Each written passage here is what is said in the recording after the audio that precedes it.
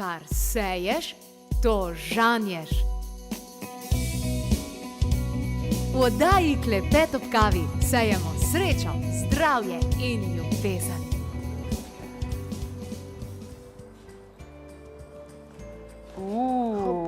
Bravo. Ok. Kaj smo mi na pravi dolžini? Ja, tu smo videli poteg. Kaj je bil to poteg? To je bil poteg, ja, v enem samem gibu spraviti utež čez glavo. Čez glavo? Ja, dva giba sta. Tu pa je nalog, Ja. to je prvo je naložil in to pa je sunek. To je pa pol sunek. To sta osnovna dva giba pri olimpijskem dvigovanju uteži. Kako je lepo. Elegantno je naredeno. Elegantno je naredeno. Ja, ne, bo še kaj? Ja, še kaj? Ne, ja, dobro. Miha, dajva se usest, no. Danes imamo gledalci in gledalke celo druščino tukaj. Govorili bomo namreč o temu, kako ohranjati zdravo telo in duha s pomočjo tradicionalne kitajske medicine. Miha, kako se je to, kar je Martin izvajal, imenovalo sploh? To je olimpijsko dviganje uteži oziroma ena vrsta težke atletike. Gre se za osnovne pravzaprav vaje za moč, ne gre se za to, gre se za kakor kinetično verigo, kako lahko energijo in moč na hitro spravimo gor ali pa dol. Mogoče lahko Martin malo več pove o tem, zakaj vidi to kot neke vrste temelj vseh športov.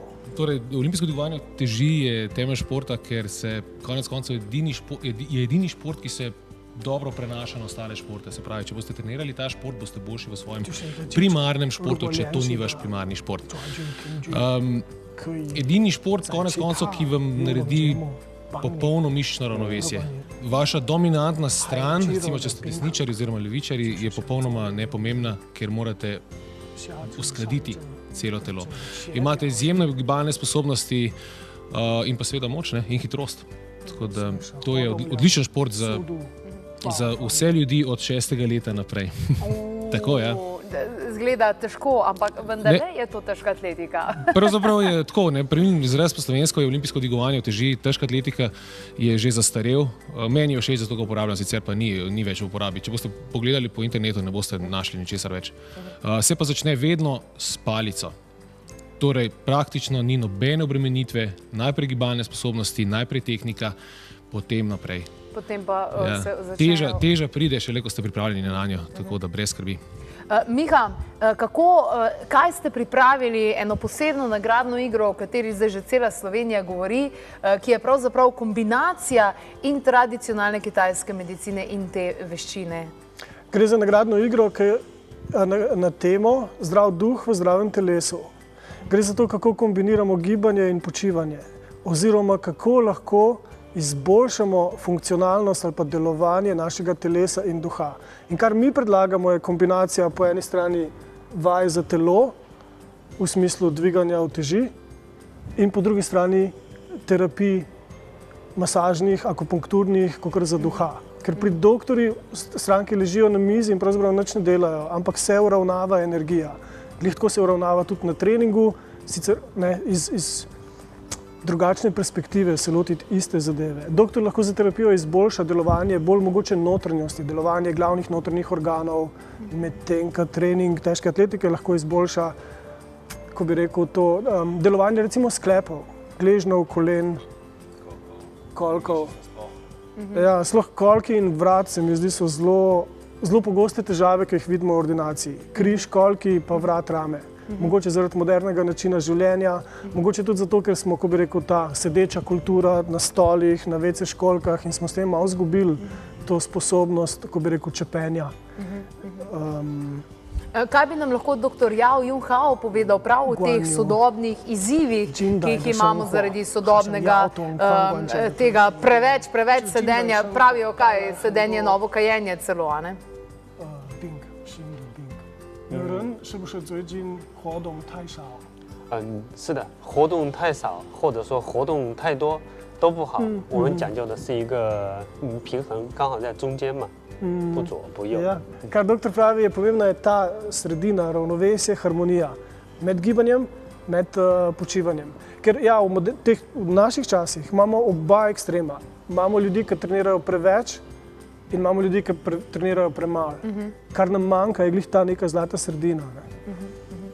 Kako je za zdravnika tradicionalne kitajske medicine, kakšno razliko on sam opazil v delovanju telesa ali pa odzivanju pravzaprav na akupunkturo, akupresuro, na ventuziranje, na vse zadeve, ki se izvajajo torej v ordinaciji po celi Sloveniji, ne samo v Ljubljani seveda.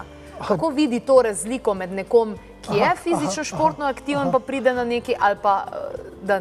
呀，就是说中医医生，你怎么看人体的反应、扎针或者给他做推拿的时候，如果一个人是活动太多，或者完全不活动，到了诊所里面会有什么样的区别？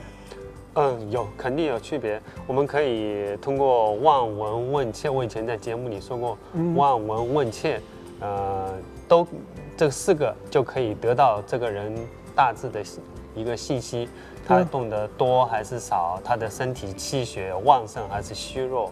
Že pri pregledu, pri teh 4 tehnikah pregleda, pri pogovoru, pri tipanju pulza, pri opazovanju oči, lahko doktor vidi to razliko, a je njegova či energija in pa njegova kri ali pa njena, a sta polni, močni, ali celo mogoče preveč močni, ali sta mogoče v primanjkljaju. 然后我们再根据具体的情况，这个人的气血的多还是少，然后跟他进行相对的治疗。In pa je vedno ta individualni pristop, ki imata, se mi zdi, oba dva imata ta individualni pristop, ne? Kljub temu, da je mogoče pač 50 kg je za vse enako, ampak eni imajo daljše noge, eni imajo krajše in je pol tehnika počepa je tudi drugačna. Zato se trening prilagodi posameznici, posamezniku, terapija pa še posebej. Terapija pa še toliko bolj, doktor, da opazi, kje je pribitek, kje je primanjkljaj, kateri je tisti odnos, ki to povzroča, pa poskuša pol to urejati. Katere so tiste stvari, ki najbolj spodbudijo to ravnovesje, ki ga torej lahko dosežemo ali s takimi treningi pri Martinu, zdravnik tradicionalne kitajske medicine pa iz akupunkturo, še s čim? Katere so tiste stvari, ki se izvajajo? Verjetno največ akupunkture? Dobro vprašanje. 引起和谐的情况，心神相连，是什么样的技术或者什么样的手段可以引起人体的和谐？怎么说呢？人在大自然当中，他工作、生活、学习，他都会有改变，对吧？他如果变得不平衡了，我们就用针灸啊、按摩，还有拔罐，还有刮痧，还有艾灸，有很多种方法，让它达到一个和谐，让它平衡起来，让它的阴阳有平衡。Metod je več. Metode, ki jih uporablja doktor, so v glavnem te, ki jih vidimo v kliniki, akupunktura, masaža, mokse, ventuze, pa v naslednji oddaji bo pokazal tudi eno tehniko, ki se imenuje guaša, kakor neke vrste česanje hrbtenice. Zanimiva tehnika. Ampak prav doktor, gre za to, ker se vse zelo hitro spreminja, kako ta ritem dela ali pa ritem počitka, ritem študija, pride obdobje, ko je tega zelo veliko ali pa zelo malo in pa gre pol za to, da spremljamo na dolgi rok, kako se spreminja naša energija, ali da jo recimo vzdržujemo. Ja, terapije so torej tiste, kamor pridemo, pa se uležemo, pa doktor fino, lepo, fajn poskrbi za nas. Pri Martinu pa je vendarle več akcije take in drugačne. Martin, bi nam pokazal še kaj koristnega, kaj pravzaprav počnete v sklopu teh treningov, recimo, ali je to počep ali karkoli? Brez težav. No, odlično. Miha, ti boš pa pokomentiral, pa se midva še preseliva mečkano tja, pa pogledava, kaj bo torej Martin izvedel. Vidim, da, oziroma zdi se mi, da mora imeti zelo močno hrbtenico, da to zdrži. Celo telo, pravi, celo telo. Torej celo telo, no pa da vidimo. Pravzaprav hec je tudi pri počepu to, da je zato, da človek dobro počepne, mora biti dosti fleksibilen, mora biti dosti mehke in gležne in kolena in kolke, da mu dovolijo, da Ker on gre malo levo, desno, To se kakor ogreva, zato da začuti, kako gre vsa energija v eno nogo, kako gre vsa energija v drugo nogo, a drži, tako kot bi mogla držati, ali mogoče kje kaj preveč na ven, preveč na not in polje, eventualno, ko je vse to dobro postavljeno, ko struktura drži, pride pa funkcija. A lahko to kinetično verigo, ko bi rekel, začutimo oziroma a jo lahko uporabimo.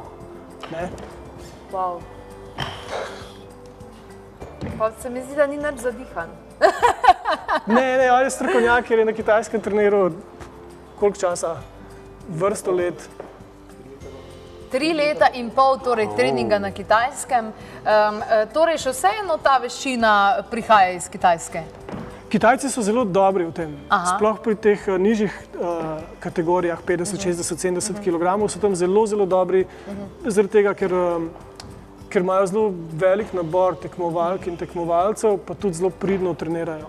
Pa tudi so del te čepeče kulture, kakor od Turčije naprej, kjer se je sedel na tepihih, te ljudje, kakor danes še sedijo na tepihih, imajo zelo odprte kolke. Zlahka sedijo v počepu, ali pa tako, bi rekel, kakor če je kakor tradicionalni WC, ki je treba čepeti. Da tam človek lahko udobno čepi, pa še prebere časopis, mora biti zelo... Mora biti. Ko bi rekel, bi mogel na jogo hoditi nekaj časa, da bi lahko v čepe prebral eno knjigo, ampak to je osnova. Se mi zdi tak nek sproščen počep. Odlično. No, mi se bomo lahko zdaj spet nazaj usedeli. Krasna predstava, Martin.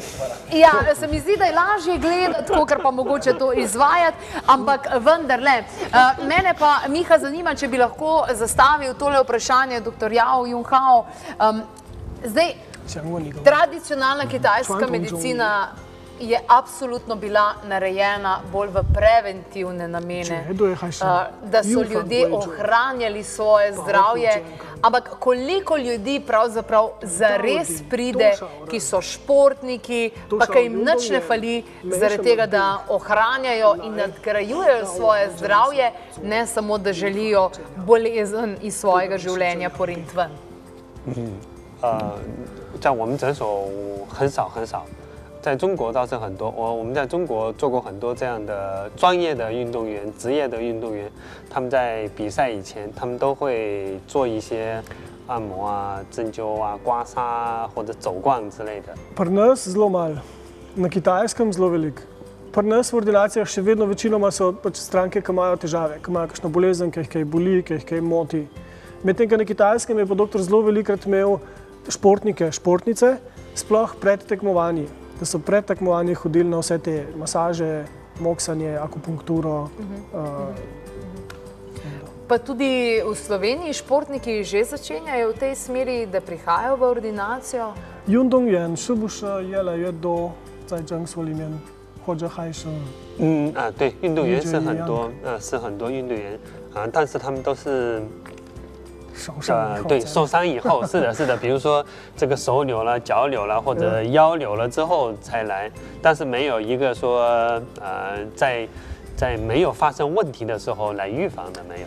Se tudi v naše klinike pridejo športnice in športniki, ampak dostikrat pridejo pa poškodbi.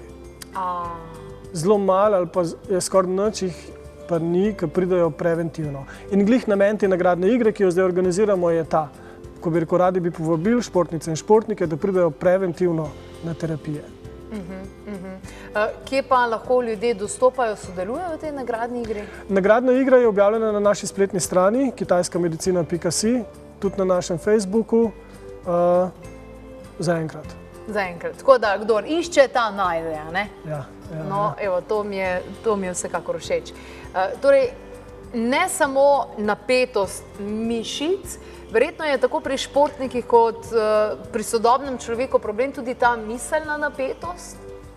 不但肌肉紧张，还有思想紧张，两个都可以成一个问题，是吗？对，是的，这都是问题，这对运动员都会有影响。Oboje je lahko problem. Glih tako, kot je doktor prejšnjič govoril, ne samo pri športnikih, da lahko miselna napetost, ko bi rekel, upočasni, ali pa zaradi miselne napetosti, kot zaradi treme, lahko športnica ali pa športnik doseže slabši rezultat, kot ga je sicer sposoben, pa tudi študentke in študenti. Če je zaradi neke miselne napetosti lahko malo zgubijo to sposobnost izraziti vsega, kar so se naučili. Martin, miselna napetost, od veliko športnikov sem slišala, da so rekli, na koncu koncev ni tako pomembno, a si naredil tistih 3 dodatne treninge, ampak kako si v glavi pripravljen pa sproščen ali napet. Ja, koncentracija je pol vsega. Sploh pri tekmovanjih je treba biti mentalno pripravljen na tekmo. Vse ostale skrbi je treba pustiti doma, osredotočiš se samo na dejanski dvig oziroma na dvige. Sam prakticiraš oziroma obiskuješ dr. Yao Jung Hao, kar se tiče akupunkture in vsega ostalega. Kako ti vidiš, da to vpliva oziroma se dopolnjuje s tvojimi treningi? Mogoče tudi kako vpliva na to miselno napetost ali pa sproščenost? Torej, terapija je taka fizična sprostitev.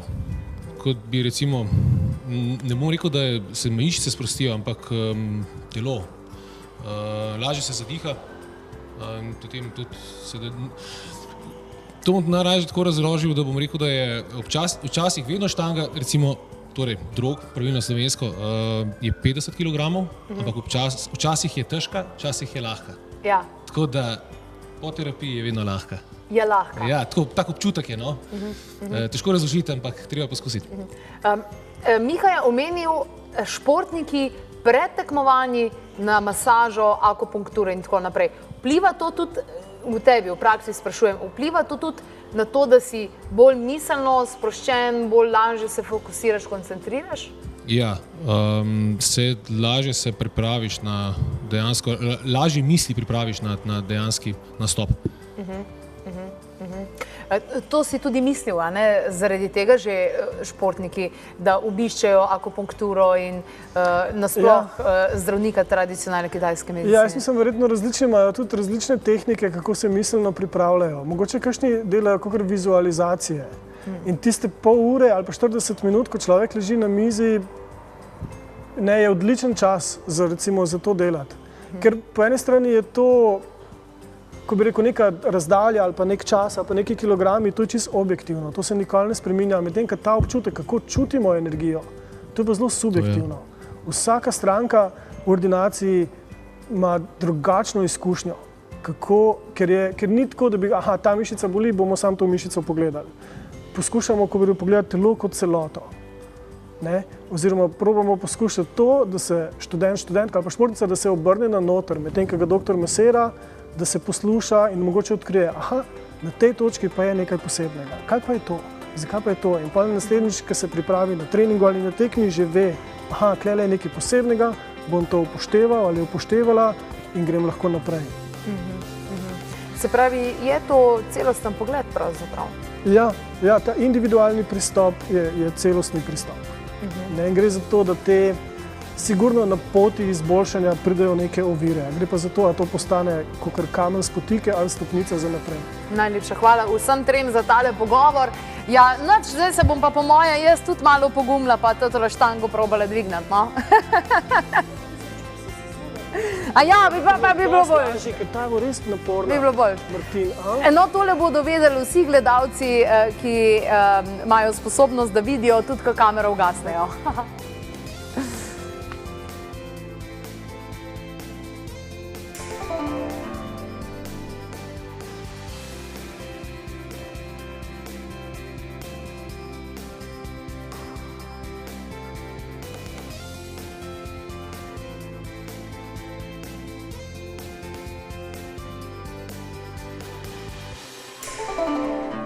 Zdravnik ali pa tudi pacient lahko svojemu telesu pri stanju depresije pomagal z naravnimi zdravili.